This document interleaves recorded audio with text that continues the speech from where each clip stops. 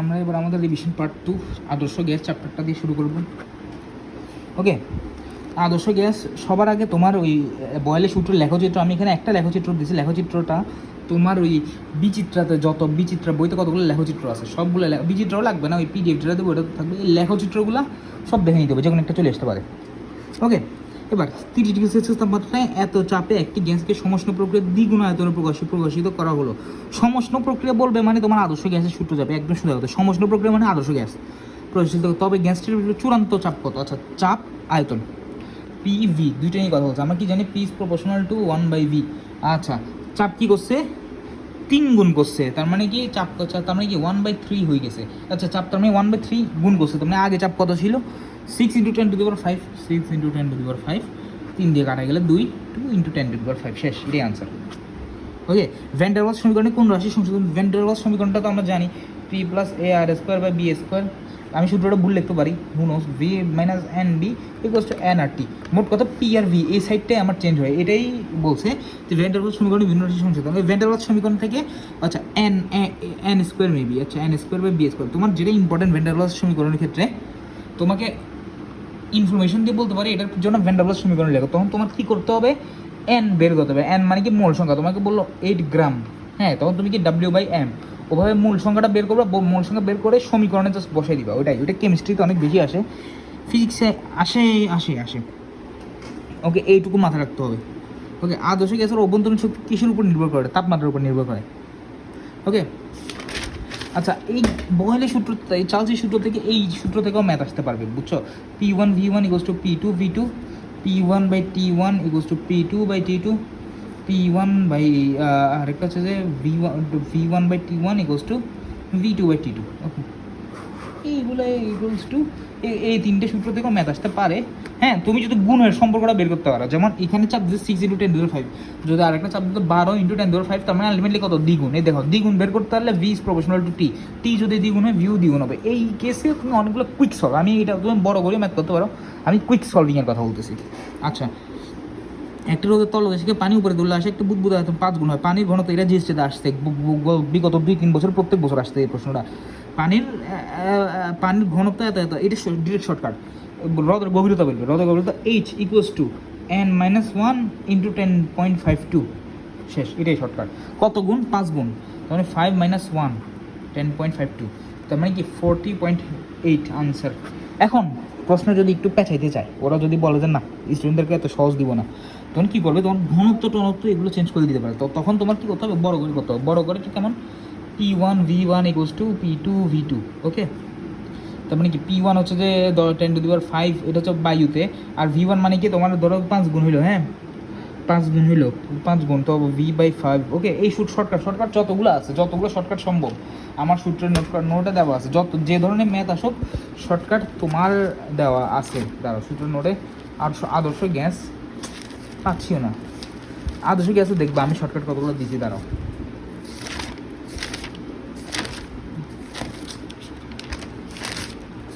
আদর্শ এই পাইছি আদর্শ গ্যাসে, দেখো গভীরতা H = P/ρg। ওকে, তোমার রোর মানটা চেঞ্জ করে দিতে পারে, বাতাসের চাপের মানটা চেঞ্জ করে দিতে পারে। বাতাসের চাপ আমরা 10⁵ জানি, এটা 10/10 দিয়ে দিলে তোমার কিছু করা থাকবে? তখন কী করবে? তখন তুমি এই শর্টকাটটা ইউজ করবে, ঠিক আছে? হ্যাঁ, মেন শর্টকাট হচ্ছে এটা, যেটা দিছি, এটা n-1 × 10.5। কিন্তু যদি প্রশ্ন যদি পেঁচায় তখন এই শর্টকাট ইউজ করবে। ওকে, জিএস3 আমি এদের ভরসা করি না, আমি এরা যেখানে ইউজ করতে পারে, স্টুডেন্টদের সাথে খেলতে পারে ভালো। অসম্পৃক্ত বাষ্পের ক্ষেত্রে কোনটি সঠিক নয়? অসম্পৃক্ত, তাপমাত্রা বৃদ্ধি করো অসম্পৃক্তকে সম্পৃক্ত করা যায়, তাপমাত্রা বৃদ্ধি করো অসম্পৃক্তকে সম্পৃক্ত করা যায় না, এটা হচ্ছে সঠিক নয়। ওকে, পানির ত্রয়োবিন্দু চাপ ও তাপমাত্রা, পানির ত্রয়োবিন্দু তাপমাত্রাটা সবাই জানে 293 সমান, কিন্তু চাপটা জানে না। চাপ হচ্ছে 4.58 মিলিমিটার পারদ। ওকে, 4.58 মিলিমিটার পারদ। এখন এই চ্যাপ্টার থেকে থিওরি অনেক ইম্পর্টেন্ট। আমি এখানে জাস্ট সব ধরনের ট্রিকি ম্যাথগুলো রাখছি, ট্রিকি আর ম্যাথগুলো রাখছি। তোমার কাজ হবে যে এই চ্যাপ্টারের আমি শেষ করছি, সূত্র পড়বা এই চ্যাপ্টার থেকে, একেবারে সূত্র তামা করে ফেলবা। তারপর 2 হচ্ছে যে আমি যে পিডিএফটা দিব ওইটা একটু দেখে নিবা, শেষ চ্যাপ্টার শেষ। ওকে, এরপর পর্যাবৃত্ত গতি। ওকে, পর্যাবৃত্ত গতি দেখো আমি এই দেখো এই যদি তুমি আদর্শ গ্যাস দেখছো ঠিক করে তার মানে ভিডিও এখানে পজ করে দাও, পজ করে আদর্শ গ্যাস শেষ করে আসে দেন পর্যাবৃত্ত গতিটা ধরো ওকে, তোমার তাহলে তোমার জন্য ইজি হবে, মানে গুছানো থাকবে জিনিসগুলো। ওকে, একটি সরল দোলকের দোলন 50% বাড়াতে হলে কার্যকরী দৈর্ঘ্যের পরিবর্তন কত হবে? আচ্ছা, আমি যদি 50% বাড়াই, 50% বাড়াবো না 50% করবো। 50% বাড়ানো মানে কি জানো, আগে টি ছিল এটাকে আরও 50% বাড়াইছি, তার মানে টিটা হয়ে গেলে কত 1.5 টি এটা হয়ে যাবে। ওকে ওকে, কার্যকরী দৈর্ঘ্য পরিবর্তন কত আছে, দৈর্ঘ্য পরিবর্তন এল এর মান কত? আচ্ছা, তার মানে এটা কত গুণ হয়ে গেলে 1.5 গুণ হয়ে গেছে না আগে থেকে। আচ্ছা, L is proportional to root T square, কেমনে? T goes to 2 pi root over L by G, তার মানে L is proportional to T square. আমার দৈর্ঘ্য পরিবর্তন চাইছে। আচ্ছা, দৈর্ঘ্য পরিবর্তনটা কত হবে? তার মানে 1.5 গুণ করছে 1.5 স্কোয়ার, মানে কি 1.5 স্কোয়ার কত করলে কত হয়? 1.5 স্কোয়ার। ওকে, এখন আমার কথা হচ্ছে যে কার্যকরী দৈর্ঘ্য পরিবর্তন, প্রশ্ন ছিল কার্যকরী দৈর্ঘ্যের পরিবর্তন কত। আচ্ছা, এটা কেমনে করবো? এটাকে পার্সেন্টেজে নিতে হবে না আবার, তার মানে 1.5 ওকে 1.5 না, এটাকে আমি 15/10 লিখতে পারি না? 15/10 লেখা যায় ইন্টু 100। ওকে, তার মানে কি 15/10 স্কোয়ার ইন্টু 100, তার মানে কি 15 ইন্টু 15। ওকে, 10 স্কোয়ার করলে 100 কাটাকাটি যায়, তার মানে 15 ইন্টু 15। ওকে, 15 10 150, 5 15 কত? 4 15 60, 5 15 75, তার মানে 225। ওকে, 225 বা 2, তার মানে কি এটাকে 225%। আগে ছিল 100%, এখন হচ্ছে 225%, তার মানে বাড়াইছে কত? 125%। মাইন্ডেড 125%, কিন্তু আগে ছিল 100% ছিল ওইটাকে, তার মানে 225%। প্রশ্ন ছিল দৈর্ঘ্য কত বাড়াতে হবে, কত বৃদ্ধিটা চাইছে, তখন কি তার মানে কি 125%। এই ট্রিক্সটা মনে রাখিও। একটি সেকেন্ড দোলকের দৈর্ঘ্য নয় গুণ করা হলে এর দোলনকাল কত? সেকেন্ড দোলকের দৈর্ঘ্য নয় গুণ করা হলে T is proportional to root L. Okay, দৈর্ঘ্য 9 গুণ করলাম, দৈর্ঘ্য 9 গুণ করলে তার মানে কি আর রুট 9, তার মানে কি দোলন হলো 3 গুণ। 3 গুণ মানে কি দোলনকাল আগে কত? 2 সেকেন্ড, তার মানে 2 3 দুগুণে 6 সেকেন্ড। আচ্ছা, এটা হচ্ছে আমার সেকেন্ড দোলক। আচ্ছা, সেকেন্ড দোলকের ক্ষেত্রে আরও কিছু পেঁচে দিতে পারে তোমাকে। সেকেন্ড দোলক কেমনে? একটা সেকেন্ড দোলক, এটা কি দোলনকাল হচ্ছে 2 সেকেন্ড, মানে কি দোলকটা এখান থেকে এখানে যেতে 2 সেকেন্ড। আচ্ছা, তার মানে এখান থেকে এখানে যেতে কত? 1/4 সেকেন্ড। আবার এখান থেকে এখানে যেতে কত? 1 সেকেন্ড, একটা হাফ দোলন। আবার 1.5 2। তোমাকে অনেকগুলো বলতে পারে যে যদি দোলনকাল ছিল 1/4 সেকেন্ড, হ্যাঁ, মানে সাম্যাবস্থায় প্রশ্ন বলতে পারে সাম্যাবস্থায় যেতে 1.1/4 সেকেন্ড লাগে, সাম্যাবস্থায় যেতে 1/4 সেকেন্ড লাগে, তার মানে কি এটা থেকে এটা হচ্ছে সাম্যাবস্থা, তার মানে সাম্যাবস্থায় যেতে তার 1/4, মানে কি এটাও একটা সেকেন্ড দোলক নিয়ে এই জাতীয় কথাবার্তা চলে। 50 সেন্টিমিটার দীর্ঘ একটি সরল দোলক প্রতি মিনিটে 40 বার দোলন দেয়। দৈর্ঘ্য 200 সেন্টিমিটার করা হলে 60 বার দোলন দিতে কত সেকেন্ড লাগবে? আচ্ছা, 40 বার দোলন দেয় কত সেকেন্ডে? 60 সেকেন্ডে। ওকে, 60 সেকেন্ডে, তার মানে কি আমার একবার দোলন দিতে যেটা লাগে এটা তো পর্যায়কাল 60/40। ওকে, 4/6 বা 3/2, মানে 1.5 সেকেন্ড। ওকে, 1.5 সেকেন্ড। যদি দৈর্ঘ্য 200 সেন্টিমিটার করা হয় তবে 60 বার দোলন দিতে কত সেকেন্ড লাগবে? আচ্ছা, দোলনকাল হচ্ছে 1.5 সেকেন্ড। দৈর্ঘ্য কত গুণ করছে? 50 ছিল 200 করছে, মানে 4 গুণ করছে, তার মানে আমার ম্যাথের এত প্যারা নাই, 4 গুণ করছে, তার মানে T is proportional to root over L. দৈর্ঘ্য যদি 4 গুণ করে দোলনকাল হবে কত? 2 গুণ, তার মানে কি দোলনকাল হয়ে গেল 3 সেকেন্ড। দোলনকাল 1.5 থেকে 2 3 সেকেন্ড। দেখছো, মাইন্ড ক্যালকুলেশন সব। একবার দিতে 3 সেকেন্ড, 60 বার দিতে কত? 3 × 60, মানে কি 180 সেকেন্ড। এটাই আনসার। দেখছো, 180 সেকেন্ড। তো এভাবে তোমার ম্যাথ কুইক করতে হবে। একটি সরলসন্ধিত স্পন্দনে বিস্তার এ হলে স্পন্দিত কোনো বিভব শক্তি সর্বোচ্চ হবে যখন সর্বোচ্চ বিভব শক্তি কোথায়? এই জায়গায় সর্বোচ্চ বিভব শক্তি না, এই জায়গায় কি সর্বোচ্চ গতিশক্তি। এখানে কি সরণ 0, এখানে বেগ কত? ম্যাক্স, এখানে এ কত? 0। এই জাতীয় একটা জিনিস দেওয়া আছে তোমার বিচিত্র বইতে, ওইটা পারলে ওখান থেকে যদি ভুলে যাও এটা দেখে নিতে পারো। এখানে কি বিভব শক্তি সম্পন্ন, হ্যাঁ, তারপর বেগ কত? 0, এখানে স্টপ, বিভব শক্তি সম্পন্ন বাট বেগ 0। ওকে, এবং এটা কি সাম্যাবস্থা, এটা কি সর্বোচ্চ অবস্থান ওকে, এই যে এখানে লিখছি কিছু কথাবার্তা, হ্যাঁ, এখানে কিছু কথাবার্তা লিখছি আমি, এগুলো দেখলেও হবে। ওকে, 300 গ্রাম বরের একটি বল সরল সন্ধিত গতিশীল মধ্যখান থেকে বায়ুটি যখন 20 মিটার সরণ হয় তখন এর উপর ক্রিয়ারত প্রত্যয়নী বলের মান এত হয়। হ্যাঁ, বলটির দোলনকাল কত? আচ্ছা, এই দেখছো প্রত্যয়নী বল মানে স্প্রিংয়ের কথাবার্তা চলে আসছে। আমরা জানি যে T equals to 2 pi root over M L by G, কিন্তু সবসময় সূত্র এটা না, মাঝে মাঝে root over M by K হয়, মাঝে মাঝে রুট ওভার ই বাই জিও হয়। ইটা কি, ইটা হচ্ছে ধরো আমি একটা স্প্রিংয়ে একটা বস্তু ঝুলালাম, ঝুলানোর পর এখান থেকে এখানে চলে আসবে না, এই যে তার জায়গার পরিবর্তন, এটাই ই, প্রশ্নের মাঝে মাঝে ই দিয়ে দিই, ঠিক আছে। তো অনেকভাবে, তো এটা হচ্ছে তার মানে কি আমার এখানে সূত্র হবে 2 পাই রুট ওভার ভর দিছে দোলনকাল দিছে, ভর দিছে আর ইয়া দিছে প্রত্যয় নিব, মানে কি দোলনকাল দিছে root over M by k 2 pi. M মানে 300 গ্রাম, 300 গ্রাম মানে কি 0.3 কেজি। আর কে এর মান কত, কে এর মান হচ্ছে যে f equals to k x, k equals to f by x. Okay, f কত 0.24 আর এক্স কত 0.2, তার মানে কি 0.12। ওকে 0.12, না না না না না, এই 1.2 কেমনে 1.2, এগুলো দশমিকগুলো সরে বলতাম কি 24/20, 24/20 মানে কি 1.2।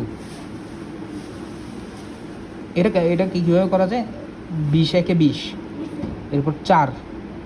ওকে 20-এ তুমি চিন্তা করবো কি 20 একে 20 তার মানে 4 ভাগে থাকে, এরপর 4 পয়েন্ট দিলে 20 একে 20 তার মানে 4 ভাগে থাকে, পয়েন্ট দিলে 0 হয় 40, 20 দুগুণে 40, ওইভাবেও হিসাব করা যায়। তো 0.3/1.2, একটা অংশ যদি না বুঝো আমাকে আজ করতে হবে, কোনো কাহিনী করা যাবে না। আচ্ছা 1.2/0.3, তার মানে এটাকে আবার 3/12 লেখা যায়, 3/12 লেখা যায়, ঠিক আছে না। তার মানে কি 1/4, 1/4 মানে কি 2 পাই ইন্টু হাফ, যেহেতু রুট উঠে দিলাম 2 কাটা শেষ, পাই আনসার, পাই মানে কি আনসার অপশনে দেওয়া আছে 3.14। ও সরল চন্দিত গতি, এই চ্যাপ্টারটি ইম্পর্টেন্ট আছে, এই জন্য বড় বড় ম্যাথ আছে কিছু। সরল দোলককে পৃথিবীর কেন্দ্রে নিয়ে গেলে দোলনকাল কত, সরল দোলককে পৃথিবীর কেন্দ্রে নিয়ে যায় 2 pi root over L by জি, সব পৃথিবী কেন্দ্রে জির মান 0, তার মানে দোলনকাল কত অসীম, এই জন্য অসীম আসছে, ঠিক আছে। আর যদি বলো অসীম দূরত্বে নিয়ে গেলে তখন 0, কেমনে, এখানে অসীম দূরত্বে নিয়ে গেলে এটা এল বাই অসীম মানে কি 0, তার মানে 2 পাই ইন্টু 0 তখন 0। ওকে, এই জাতীয় মার প্যাচে ঢুকে দিতে পারে, তো প্রতিটা জিনিস খেয়াল রাখতে হবে। সরল চন্দিত গতিসম্পন্ন কোনো কণার সর্বোচ্চ বেগ এত হলে কণাটির বিস্তার 5 মিলিমিটার হলে পর্যায়ের কত, সর্বোচ্চ বেগ V max equals to omega A, V max equals to omega A. Okay, সর্বোচ্চ বেগ এত হলে কণাটির বিস্তার 5 মিলিমিটার হলে পর্যায়কাল কত, ওমেগা এ। আচ্ছা ভি ম্যাক্সের সূত্র কি জানি, ওমেগা এ। আবার পর্যায়কাল কেমন বের করবো, omega equals to 2 pi by T, তার মানে কি T equals to 2 pi by omega. Okay, এখান থেকে বের করতে পারবো। এবার আমি কি এখান থেকে ওমেগার মানটা বের করি, v max by a, V max কত দিছে 0.02 আর বিস্তার 5 মিলিমিটার, 5 মিলিমিটার মানে কি 5 বাই কত 100 না 1000, 1000 আর 0.02 মানে কি 2/100, এটা কাটা, তার মানে কি 20/5, তার মানে কি 4, ওমেগার মান কত 4, তার মানে কি 2π/4, 2π/4 তার মানে কি হাফ মানে কি π/2, π/2 মানে কি 90 ডিগ্রি না, π/2 মানে 3.14 না, তার মানে কি 1.57, এটাকে 2 দিয়ে ভাগ করলে 1.57, শেষ আনসার এটাই। দেখছো এই জাতীয় দুই টাইপের 2 ধরনের ম্যাথ আসতে পারে। ওকে, পর্যাবৃত্ত গতির এখানে দেখো 6d² x dt² plus 150 x = 0 হলে কণিক কম্পাঙ্ক কত, আচ্ছা এটা কি আমরা কি জানি, আমরা জানি কি আদর্শ সমীকরণ কি d² x dt² = ওমেগা² x = 0, তার মানে কি এখানে যে 6টা আছে এটা উঠে ফেলতে হবে, এটা উঠালে কত হয় d² x dt² plus 25 x = 0। আচ্ছা এই 25 সাথে ওমেগা² তুলনা দিই, তার মানে কি ওমেগা² = 25, ওমেগার মান 5, শেষ আনসার এটাই আছে, কণিক কম্পাঙ্ক মানে কি ওমেগা। ওকে, কিন্তু কণার সরল সন্ধিত গতিসম্পন্ন কণার মধ্যাবস্থান কোনটি, মধ্যাবস্থানে কোনটি সঠিকভাবে লেখছে, মানে কি সরল সন্ধিত একটা দোলক চিন্তা করবো, এই দেখো মধ্যাবস্থান, এখানে কোনটি সঠিক, এখানে কি বেগ থাকে সর্বোচ্চ, এখানে কিন্তু এভাবে আসে ভি থাকে ম্যাক্স আর সে এ থাকে 0, তার মানে কি, তার মানে হচ্ছে যে এই জায়গাটা ইম্পর্টেন্ট। ওকে, এরপর এখান থেকে আরও কিছু জিনিসপাতি আছে আমার সূত্রের নোটে, আর কিছু ম্যাথ আছে ডিরেক্ট সূত্র ম্যাথ, এটা হচ্ছে আমার সূত্রের নোটটা যদি পড়ো ওখানে ডিরেক্ট ডেটা অনুযায়ী ইউজ করতে পারবা, ঠিক আছে। আর এটার আমার মোট কথা আমার সূত্রের নোট, আর এই নোটের বাইরে কিছুই নেই, একদম এটার উপর ভরসা করে তোমার এক্সাম দিতে যাইতে হবে, এবং এখান থেকে তুমি 20টা আনসার করতে পারবা ফিজিক্সে। যদি পর্যাবৃত্ত গতিটা একটু দেখানোর চেষ্টা করি, কিছু জিনিস পর্যাবৃত্ত গতিটা ইম্পর্টেন্ট, তো এই জন্য দেখাচ্ছি একটু। ধরো সূত্র নোট আমার এটা পেইন লাগে, যে আমি খুঁজি পাই না।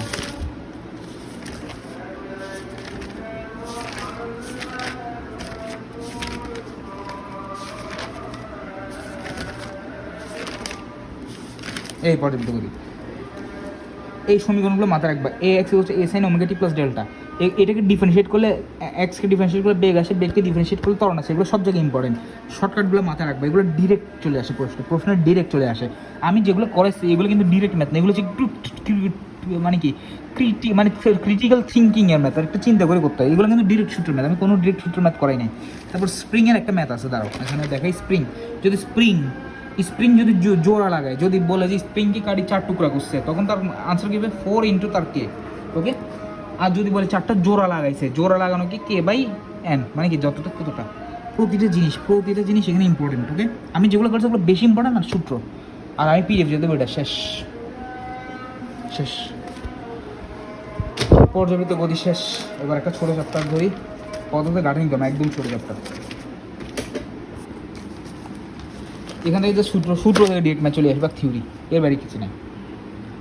বলছে 1 মিটার দীর্ঘ একটি এত প্রস্থচ্ছেদে একটি তারকে এত কেজি ওজন ধরে টানা হলো, তারটি দৈর্ঘ্য নির্ণয় করো, দৈর্ঘ্য বৃদ্ধি নির্ণয় করো। আমরা কি জানি y ইকুয়ালস টু f বড় হাতের L a ছোট হাতের L। তো আমার এখান থেকে ছোট হাতের Lটা আছে, এটা কি দৈর্ঘ্য বৃদ্ধি না, দৈর্ঘ্য বৃদ্ধি দিচ্ছে। L ইকুয়ালস টু f বড় হাতের L a y। Okay, just মান বসে দিই।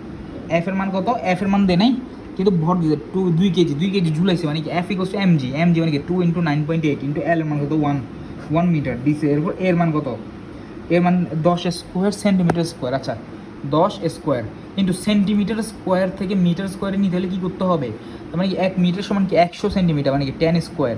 এটাকে কী করতে হবে, 10 স্কোয়ার দিয়ে কী করতে হবে, 10 স্কোয়ার 100 সেন্টিমিটার, 1 মিটার সমান 100কে তার মানে কি 100 square centimetre square metre square, তার মানে 1 মিটার থেকে 1 মিটার সমান 100 সেন্টিমিটার, মানে কি 100 স্কোয়ার দিয়ে ভাগ, মানে কি 100 ইন্টু 10 ইনভার্স 2 ইন্টু 100 মানে কি 10 স্কোয়ার, মানে কি 10 ইনভার্স 4 আর কি। এটা আনডিপেন্ডেন্ট কত, 10 inverse 4 into 2 into 10 to the power 11। Okay, এখান থেকে জাস্ট হিসাব নিকেশ আর কিছু না। ওকে, তাহলে কী হবে, তার মানে কি, তাহলে কী হবে 10 ইনভার্স 4 কিন্তু এটা, তার মানে 10 ইনভার্স 2 10 ইনভার্স 9। ওকে, 10 ইনভার্স 9, তার মানে এখানে 2 কাটা, তার মানে 9.8 ইন্টু 10 ইনভার্স 9, বা 10 ইন্টু 10 ইনভার্স 9 আর কি। ওকে, 2 কাটা বা 10 ইন্টু 10 ইনভার্স 9, এটা এবার 2 বা এখান থেকে 1 ইন্টু 10 ইনভার্স 10, এটাই আনসার। ওকে, 2 ইন্টু 10 ইনভার্স 10 কেমন আসলো, ও ও ও ও ও ও ঠিক আছে। আচ্ছা, এটাকে 10 ধরলে, আচ্ছা বুঝতে পারছি, এই আমার হিসাব নিকেশ একটু ক্যালকুলেশনটা ভুল আছে, ক্যালকুলেশনটা একটু দেখিয়ে তুমি। 1 মিটার একটি তার দৈর্ঘ্য 1% বৃদ্ধি করলে কত বল প্রয়োগ করতে হবে, এফ ইকুয়ালস টু